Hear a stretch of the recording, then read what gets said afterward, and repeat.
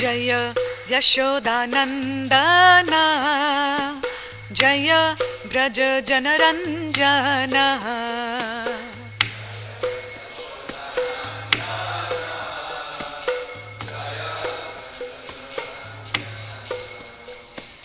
जय यशोदानन्दना जय व्रज जनरञ्जना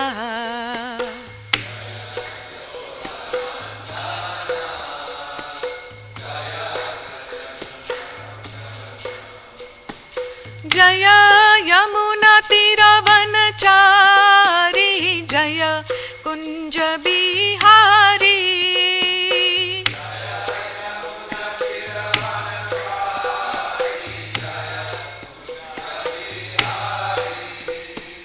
जय यमुनातीरवनचारी जय कुंज बिहारी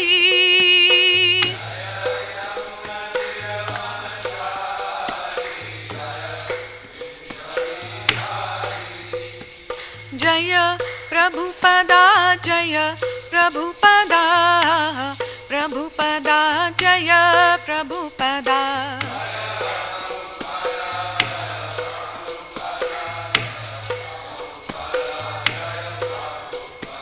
जय गुरुदेवा गुरुदेवा गुरुदेवा जय गुरुदेवा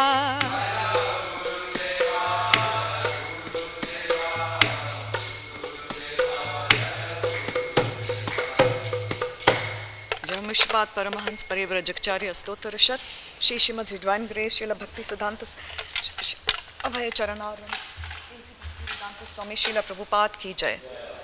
जय ओम विश्वात परमहंस परिव्रजकाचार्य स्तोत्र शत श्री श्रीमद श्रील भक्ति सिद्धांत सरस्वती ठाकुर महाराज की जय। ग्रंथराज श्रीमद भागवतम की जय।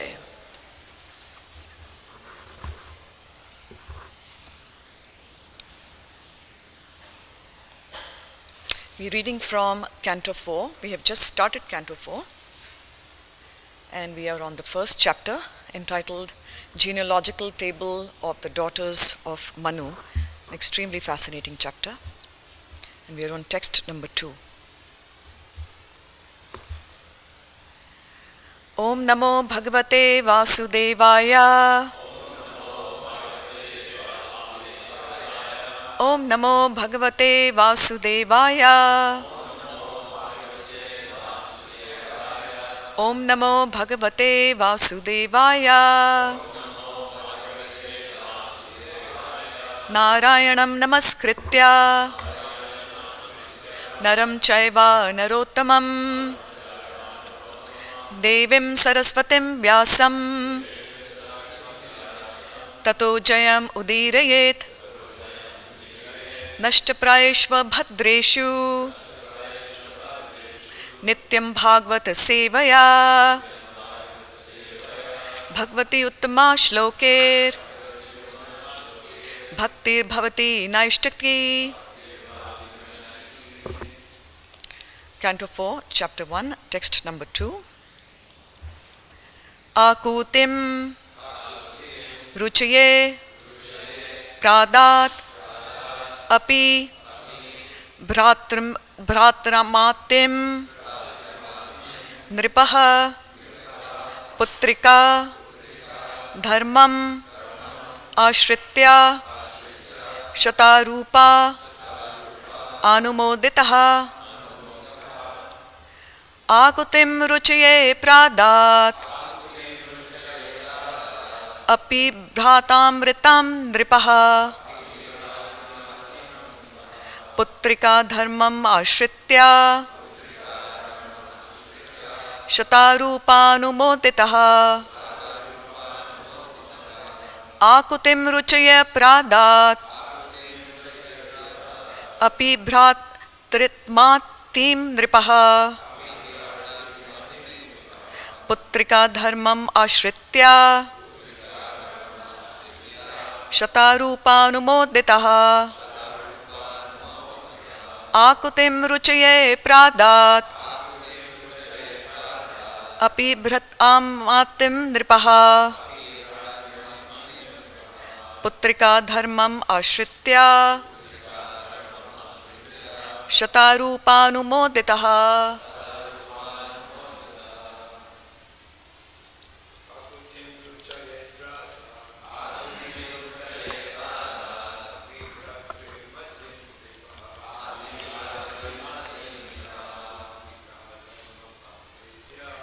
putrikā-dharmam āśritya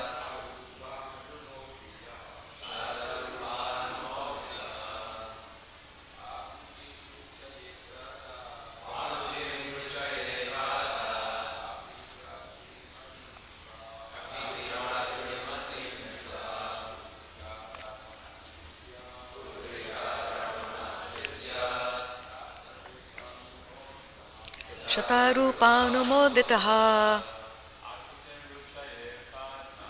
ākūtiṁ rucaye prādād api bhrātṛ-matīm nṛpaḥ putrikā-dharmam āśritya śatarūpānumoditaḥ. ākūtiṁ rucaye prādād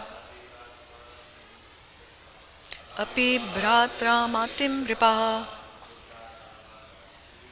putrikā-dharmam āśritya śatarūpānumoditaḥ. Vaishnavis, please. ākūtiṁ rucaye prādāt api bhrātṛ-matīm nṛpaḥ putrikā-dharmam āśritya śatarūpānumoditaḥ. ākūtiṁ rucaye prādāt api bhrātṛ-matīm nṛpaḥ putrikā-dharmam āśritya śatarūpānumoditaḥ. Synonyms: ākūtiṁ, ākūti, rucaye, unto the great sage Ruci, prādāt, handed over, api, although, bhrātṛ-matīm, daughter having a brother, nṛpaḥ, the king, putrikā, get the resultant son, dharmam, religious rites, āśritya, taking shelter, śatarūpā, by the wife of Svāyambhuva Manu, anumoditaḥ, being sanctioned. Translation and purport by His Divine Grace A.C. Bhaktivedanta Swami Śrīla Prabhupada. Ākūti had two brothers, but in spite of her brothers, King Svāyambhuva Manu handed her over to Prajāpati Ruci on the condition that the son born of her be returned to Manu as his son. This he did in consultation with his wife Śatarūpā. Please repeat. Ākūti had two brothers, but in spite of her brothers, King Svāyambhuva Manu handed her over to Prajāpati Ruci on the condition that the son born of her be returned to Manu as his son. This he did in consultation with his wife Śatarūpā. Purport.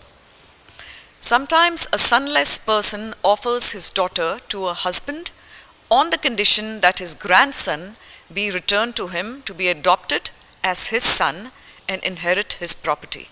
This is called putrikā-dharma, which means that by execution of religious rituals, one gets a son, although one is sonless by one's own wife. But here we see extraordinary behavior in Manu, for in spite of his having two sons, he handed over his first daughter to Prajāpati Ruci on the condition that the son born of his daughter be returned to him as his son. Śrīla Viśvanātha Cakravartī Ṭhākura comments in this connection that King Manu knew that the Supreme Personality of Godhead would take birth in the womb of Ākūti. Therefore, in spite of having two sons, he wanted the particular son born of Ākūti because he was ambitious to have the Supreme Personality of Godhead appear as his son and grandson. Manu is the lawgiver of mankind, and since he personally executed the putrikā-dharma, we may accept that such a system may be adopted by mankind also. Thus, even though one has a son, if one wants to have a particular son from one's own daughter, one may give one's daughter in charity on that condition. That is the opinion of Śrīla Jīva Gosvāmī. Translation once again. Ākūti had two brothers, but in spite of her brothers, King Svāyambhuva Manu handed her over to Prajāpati Ruci on the condition that the son born of her be returned to Manu as his son. This he did in consultation with his wife Śatarūpā. Om Ajnanatimidandhasya Jnananjana Shalakaya Chakshur Unmilitam Yena Tasmai Shri Gurave Namaha. This is a very interesting concept here,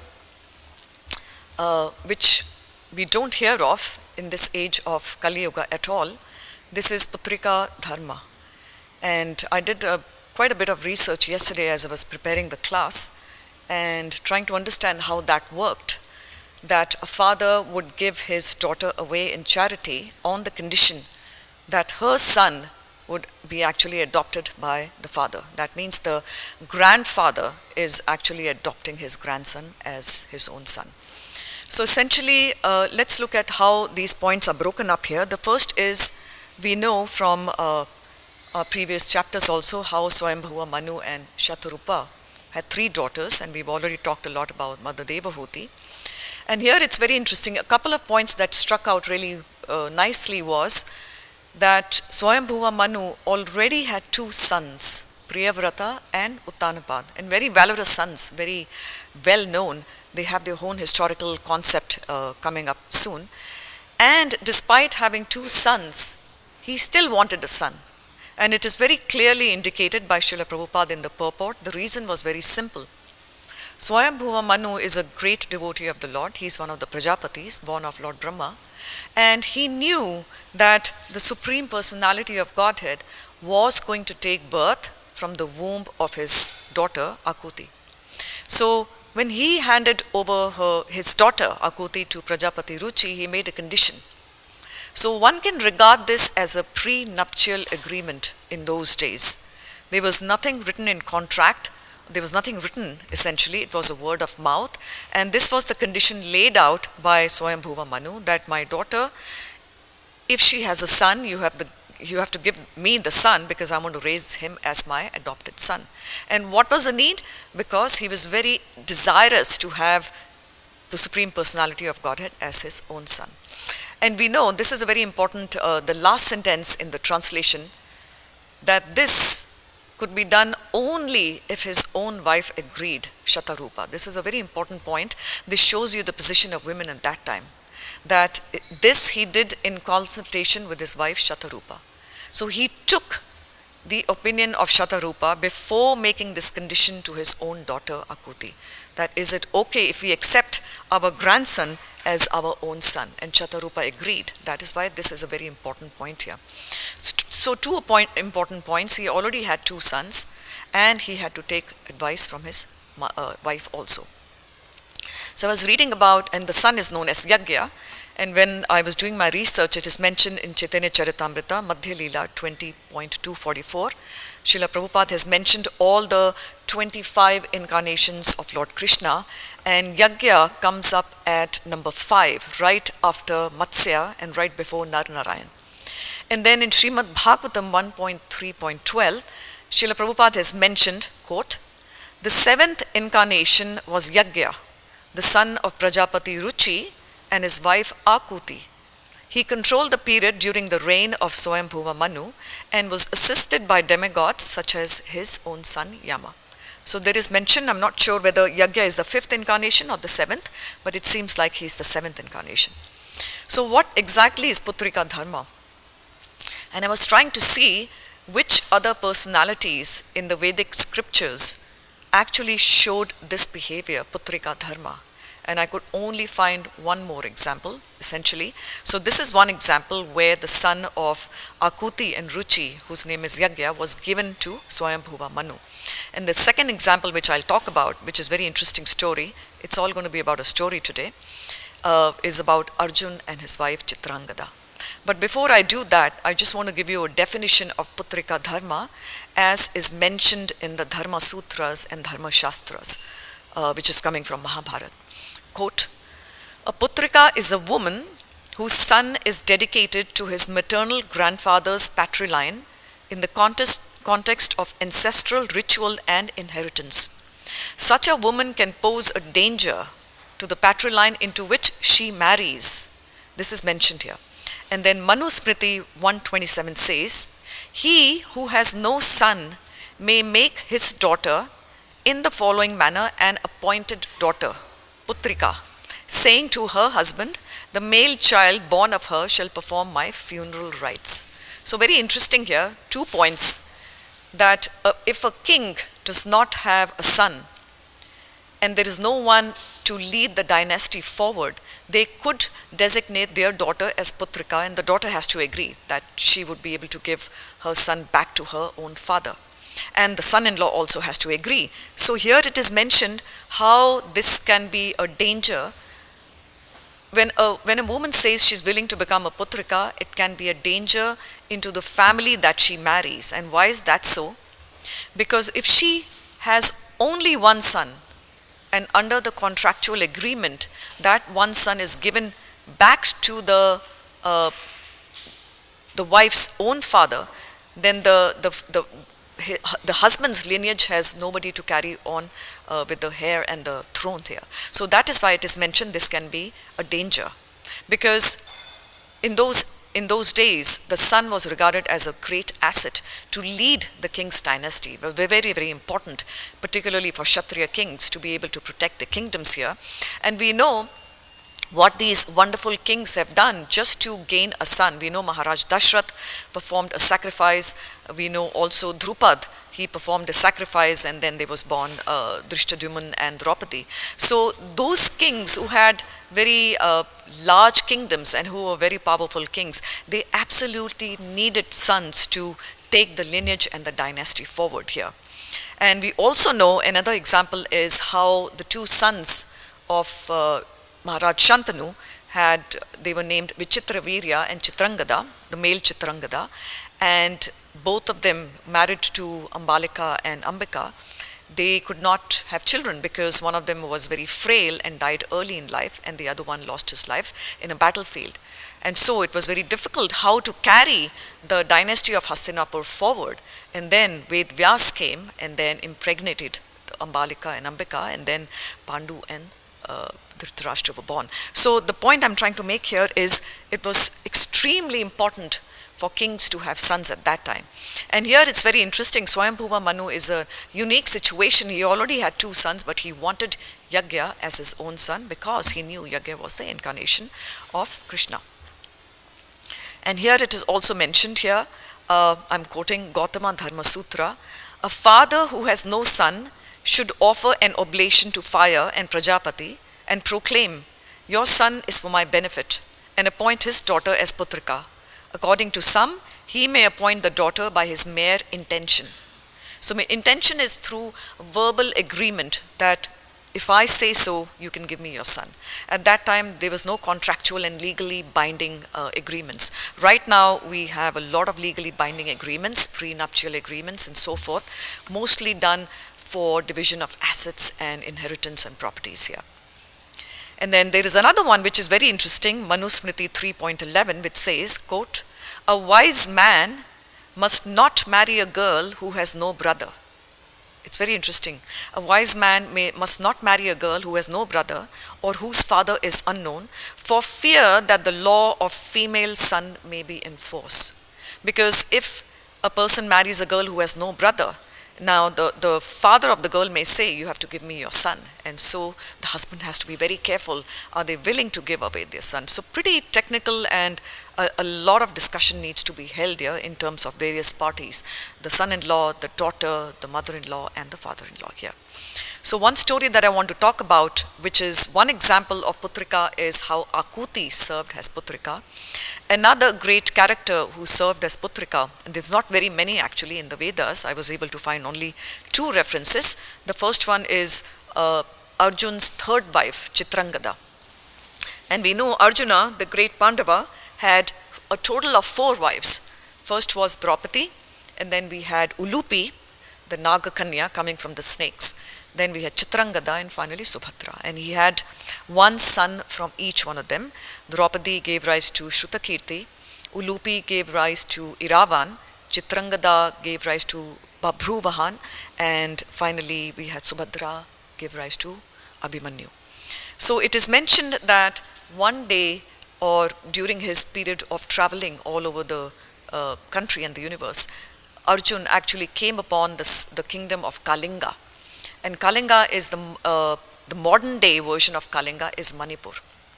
And Śrīla Prabhupada has said several times that His Holiness Swarup Damodar Goswami Maharaj, who is actually descending from Manipur, he is actually coming from that particular lineage here. It's in one of the purports here. So it is mentioned there that when Arjuna goes there to the kingdom of Kalinga, and he sees Chitrangada, and she's a very beautiful princess, and he falls in love with her, and he wants to marry her. And this is mentioned in Mahabharata 1.207. And so he approaches her father saying that, I would like to marry your daughter, Chitrangada. And the father says, I only have one daughter and I don't have any son. I am more than happy to give her to you, provided under the condition that the son born of her and you will be returned back to me. And I will raise him as my adopted son, who will carry my dynasty forward. And Arjun agreed.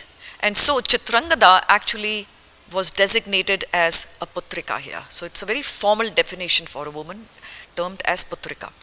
And very interesting, after this, after Arjun gives guarantee to his so-called father-in-law that he would give his own son, they get married. And the son born of the union is Babhruvahan. And he plays a very important role here, I'm going to tell you. Babhruvahan is one of the sons of Arjun. And after Babhruvahan was born, Chitranga stayed back in her father's kingdom in Manipur, and then Arjun continued his travel forwards. And of course, Babhruvahan did not know that Arjun was his own father. So we moved several years forward, and it is time for King Yudhishthir to conduct his Ashwamedh sacrifice. Now do remember, this Ashwamedh sacrifice is a very important one, where they would send a horse to different kingdoms all over the universe, and wherever the horse went, that particular king had to surrender to the horse, or even the emperor who sent the horse, and basically say, my kingdom is yours. So what was the need for this? And it is mentioned that Arjun followed the horse here. So if you see, after the battle of Kurukshetra, there was no further lineage to carry the dynasty of the Pandus forward. At that time, they did not know that Abhimanyu's wife, Uttara, was actually carrying Maharaj Parikshit in her womb. So all the 5 sons of Draupadi had been killed by Ashwathama, and Iravan, the son of Ulupi, was also killed in the battlefield. And it is also mentioned that Babhruvahan was not part of the Kurukshetra battle. He was living with his mother in the kingdom of Kalinga. So he did not participate in the battle. So it was up to Arjun to take that horse as a result of the Ashwamedh sacrifice being done by Maharaj Yudhishthir. And one day the horse reached the kingdom of Kalinga. And there Babhruvahan, his own son, caught hold of the horse, which means he is opposing this ritual that I am not willing to give my kingdom to you. Basically, when you catch the horse, you don't bow down, it means you're opposing. And so it is mentioned that Arjun comes forward, and Babhruvahan and Arjun actually start a battle. They start fighting in the kingdom of Kalinga. And both of them don't know that he's their son and Arjun is his father. And it is mentioned here, it's very interesting, I had to read a bit further how this actually materialized. Babruvahan had a weapon, and he used that weapon to actually kill Arjun. And Arjun fell down dead. It is mentioned here. And then, at the same time, Arjun's other wife, Ulupi, comes, who is actually born in the snake kingdom. She's a part of the Nagaloka. And she has this wonderful, what we call Nagamani. It's a gem, which is a snake gem. And that gem has the capacity to raise everyone from death. So if a person is dead, you put the gem, I don't know where, on the head or somewhere, and the person is raised back to life. So it is very interesting that when Babruvahan actually, kind of attacks Arjun and Arjun falls to the ground, Chitrangada comes running out of the palace and says, "Oh my son, what have you done?" And Babruvahan is very bewildered that why is my mother crying for this unknown personality? And then she tells him, "This is your own father." And Babruvahan gets completely bewildered and says, "Oh, I'm so sorry I did this." And at that time, Ulupi comes with the Nagmani and she puts it on Arjun, and Arjun wakes up. So this is a very interesting story that happened, and this reference is Mahabharata 3.110 to 13. This is recounted right there. And it is mentioned that why was Arjun is a pure devotee of the Lord. Why would he even be killed? So that was really, I was trying to find out why this interesting Leela is happening here. Apparently, this is also coming from Mahabharata. I don't remember the Parva, but I have the reference here. It is mentioned that the weapon that was given to Babruvahan to attack Arjun was given to him by Mother Ganga. And who is one very prominent son of Mother Ganga is Bhishma. And who killed Bhishma? Arjun. So Mother Ganga got quite annoyed when she got to know that Arjun has killed Bhishma, and Bhishma is one of the Vasus. So she gives a weapon to Babruvahan saying, "I am cursing that this weapon will be utilized to actually attack Arjuna." And she didn't tell Babruvahan that Arjuna is actually your father. So that is the whole historical concept.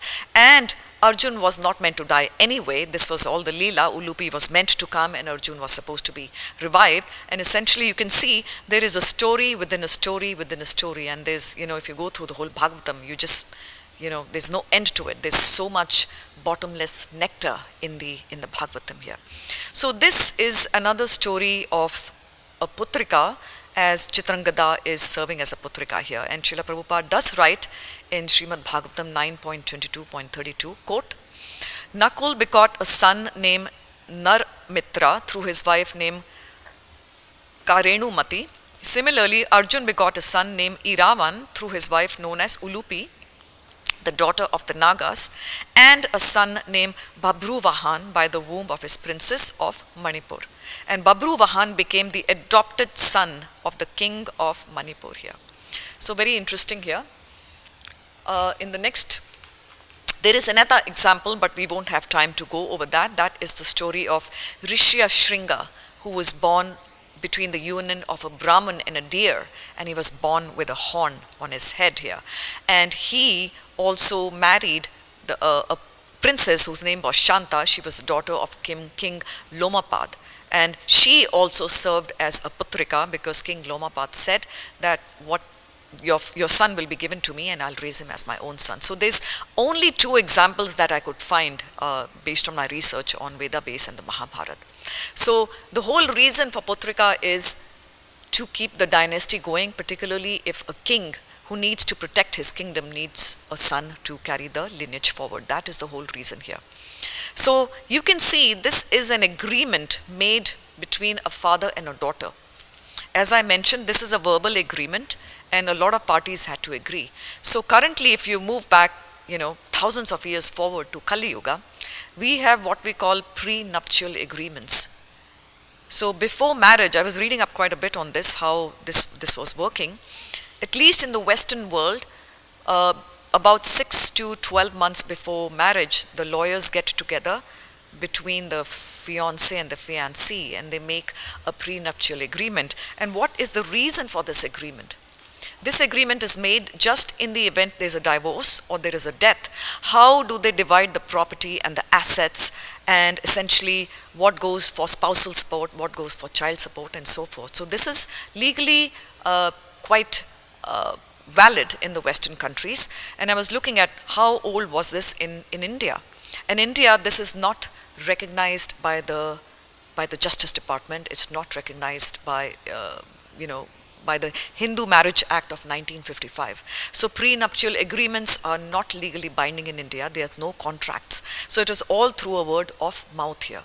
And in India, even today, the prenuptial agreement is basically between the two families where the husband and the wife are getting married, and that has to do with the dowry system, where when a daughter is given in charity in Kanyadan, the father of the daughter also says, I'm going to give my daughter along with some jewels and so forth. So that there is nothing legally binding here. So even in India right now, the vows that are taken between a man and a woman are very deep-rooted culturally, and these vows are taken with the intent that there will be absolutely no case of divorce or any kind of separation here. So although things have changed drastically now, even in India, things are very different. The impact of Kali Yuga is very strong everywhere, not just in the Western world as we see. And the separation and divorces are building up in the world here. So I was just reading about this, how, under what conditions a woman is left alone. Because we're talking about putrika, how she has to give up her son, and what will happen if she doesn't have any other son. What will happen to her? Who will look after her? It is mentioned in the scriptures, a woman is always meant to be protected, initially by her father, then by her husband, and then by her son. And then Śrīla Prabhupada writes it, for us, Krishna is our ultimate protector. So we always pray to Krishna. He's our father, he's our husband, he's our son, he's our ultimate protector. So I was racking my brains and looking for reasons why, under what conditions a woman would be left alone. So I found, based on my understanding, that there would be several conditions under which a wife would be separated from her husband, but she would not be ignored. She would be completely well looked after, not like divorced and left to fend for herself. So some examples that came to my mind was, a man may leave his wife for a higher principle, a higher purpose in life, such as Kardama Muni, who left Mother Devahuti because he satisfied all her desires, but now it was time for him to leave after giving her a son, and he left her for a very high purpose, for self-realization.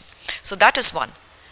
And then the second case is where a king has multiple wives, several wives, not one, but several wives, and a king may show inclination towards one wife. That means he is very favorable towards one wife, and he kind of neglects the other wives. And that example is coming from Uttanapad, who had two wives, Suniti and Suruchi. And he was completely enamored by Suruchi. And we know the whole history, how Suniti's son Dhruv Maharaj was not allowed to sit on his father's lap. But despite the king not showing great favors to his wife Suniti, it wasn't that she was rejected from the kingdom. She was still his queen, and she was looked after very, very well. So despite the fact that a husband may not have enough affection for his wife, the husband knew his duty. He knew that the wife needed protection, and she was completely protected in his kingdom. And the third reason that a husband would leave his wife is in the case of Rishi Gautam and his wife Ahilya, where she was cursed to become a stone, in this case, Gautam Rishi actually knew that Ahilya had a very, very tiny bit of a desire. She was enamored by Indra, who of course came disguised as Gautam Rishi, and because of that he cursed her. So you can see three different reasons how a woman can be left alone, essentially, but in all cases, at least majority of the cases, and Ahilya was glorified because Lord Ram touched her with his lotus feet. So in the end, we can say the woman is always protected. And of course, according to the Vanaprastha system, the natural age for separation, or I would say an amicable separation between husband and wife, is Vanaprastha, and then following sannyasya. So in all these conditions, the women are looked after and very well by their valorous husbands, who are the kings. And if the king leaves them, he places the woman under the protection of his sons. But either way, eventually all the women are looked after very well under the guidance of Lord Krishna also. And there's so many examples here of great queens whose husbands left them, went to the forest to give up all their kingly duties and went for self-realization. We know King Bharat left and so forth. There's so many examples here. So I just wanted to touch base on this putrikā-dharma, how this is a very interesting concept which happened eons ago, and today it does not exist. In fact, if you tell somebody in the Western world that let's practice putrikā-dharma, they'll probably put you into jail, essentially. That you tell somebody that my daughter's son is going to be my son, they'll probably think you're cuckoo, or they'll actually put you in jail, because that is not a legal contract in today's world here.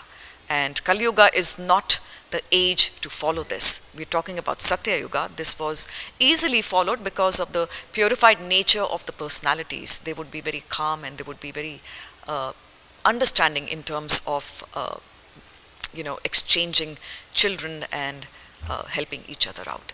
So with this, I would like to end the class. If there's any feedback or corrections or questions, please. Yes. You have your first hand. Yes, Prabhu.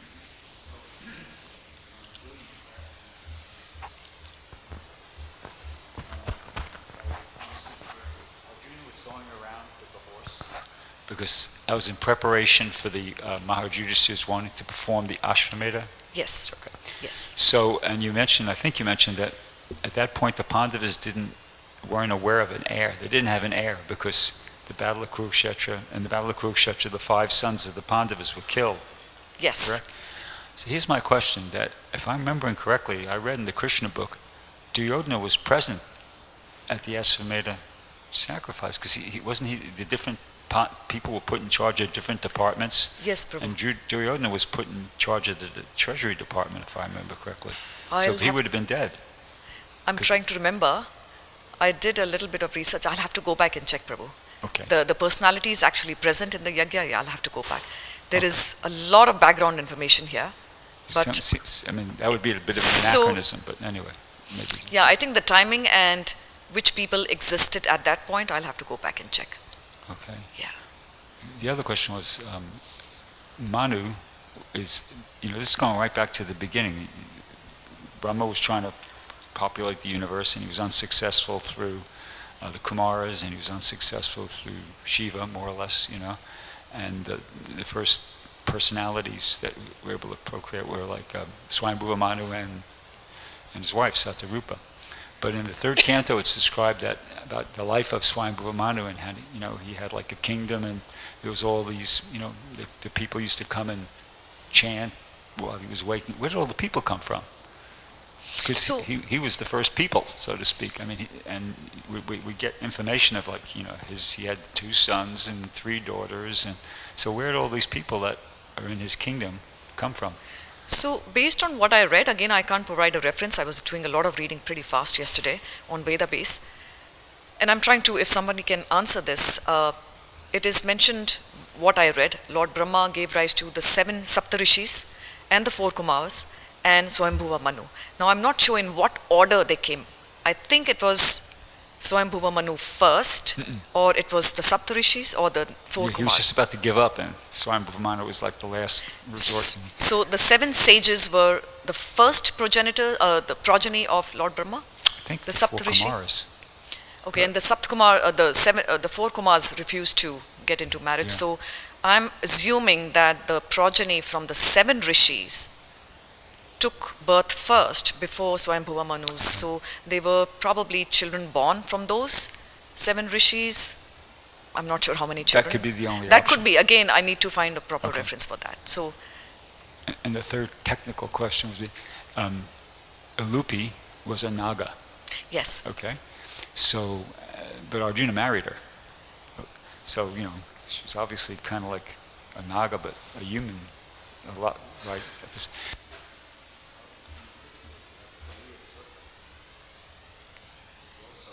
A Naga.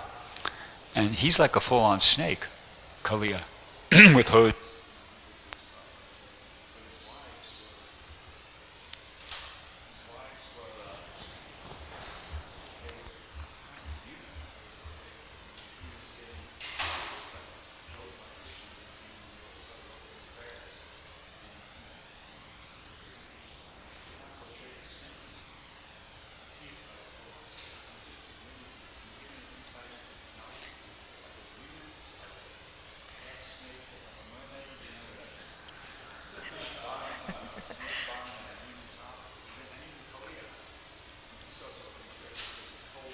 Correct. So, I'm not an expert on Naga physiology here, but based on what we read, they are in the bodies of snakes, but they're not outright snakes. They probably have the ability, and I think they are human snakes, sort of like a combination, a hybrid. But I also, sorry, Prabhu? Like Vanaras, or even the best example would be like mermaids, half fish and half human. But again, I don't know if there's a Naga Shastra or something where the description is given, how they occur. But apparently these species of life, so-called to speak, they don't exist right now, but they probably existed that time, I'm sure, as we hear about the case of Ulupi.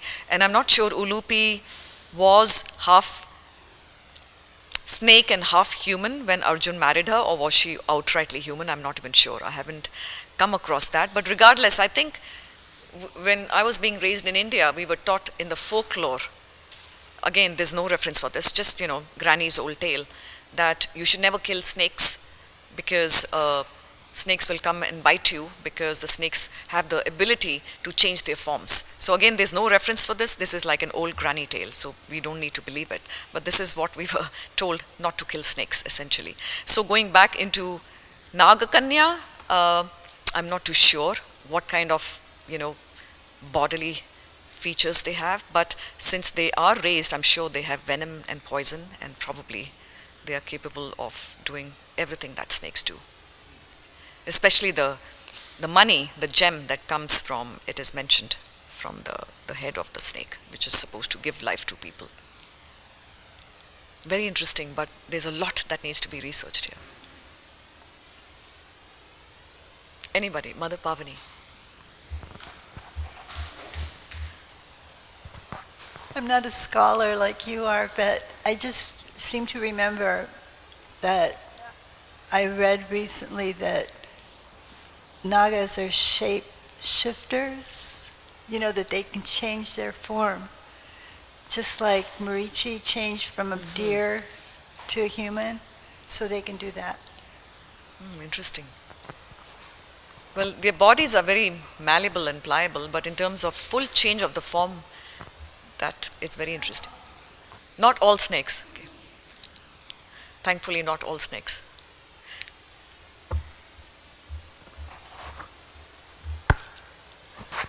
Hare Krishna, Mataji, thank you for your class.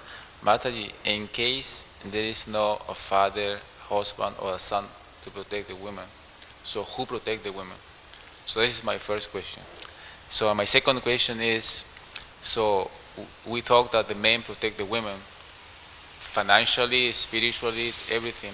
But we see cases that women protect men also, because sometimes the women work as the provider, the spiritually stronger, is the one who giving even instructions and orders to the guy.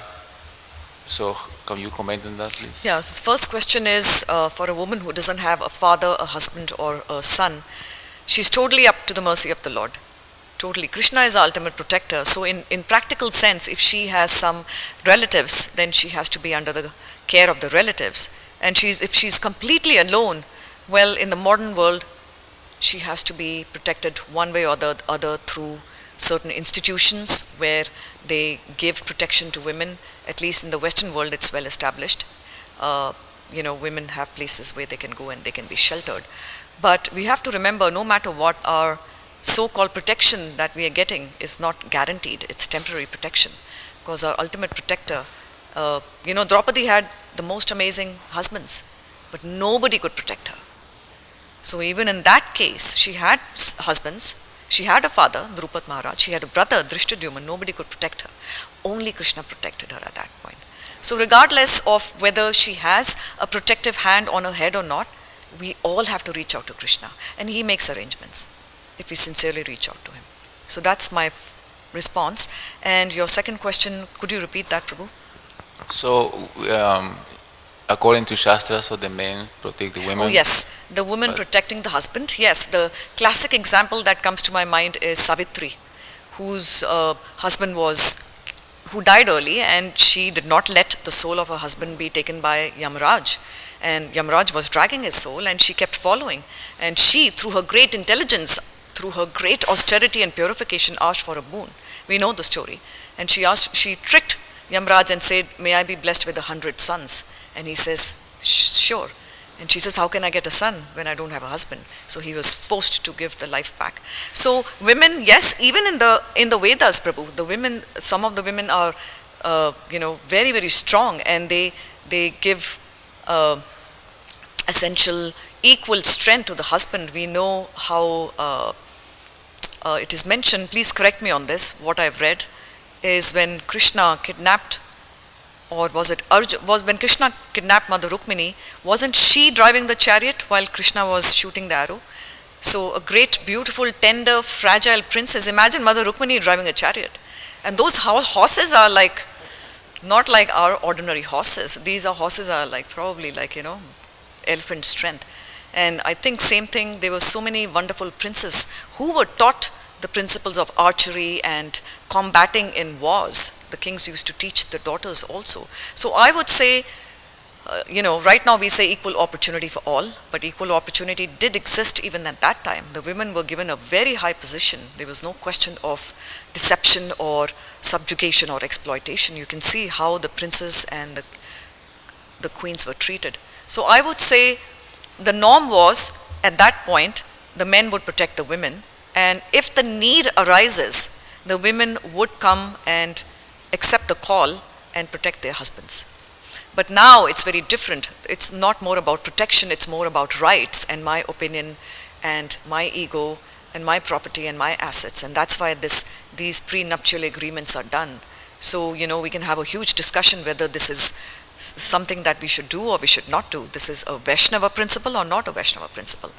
Because in some cases, it's recommended so that there's not a big mess after divorce, whereas in other cases, it just defeats our purpose. Why are we getting married if we are thinking about divorce already before marriage? So, you can look at this with a very cool head and look at it practically and look at it emotionally as well as spiritually. So I'm not saying I'm supporting it or not supporting it, but in Kali Yuga, things are just going to get worse and worse. So woman will not be able to protect man. Man will not be able to protect women. Our only savior is Lord Krishna. That's what I would say.